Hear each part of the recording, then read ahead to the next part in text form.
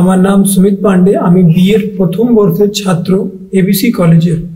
আমি বেঙ্গলিতে আজকে মাতৃভাষা দিবসের জন্য একটা জিনিস বলতে যাচ্ছি কি শিক্ষা আমাদের জীবনকে প্রগতিশীল বিকাশ করে। সম্পূর্ণ বিকাশের মাধ্যম আছে শিক্ষা। শিক্ষা থেকে আমাদের জীবনটা সুব্যবস্থিত হয়ে ওঠে। আমরা আগে সব থেকে আগে শিক্ষা মা বাবা থেকে, তারপরে টিচার্স থেকে প্রাপ্ত করি বা গুরুজন থেকে। শিক্ষা হলো জীবনের একটা চাবিকাঠি। শিক্ষা ही আমাদের জীবনকে ঠিক করে, মানে প্রগতিশীল জীবনকে সম্পূর্ণ বিকাশের মাধ্যম আছে শিক্ষা। ইট ইজ আ ইম্পর্টেন্ট কি অফ সাকসেস। মানে শিক্ষা হলো জীবনের একটা গুরুত্বপূর্ণ চাবিকাঠি।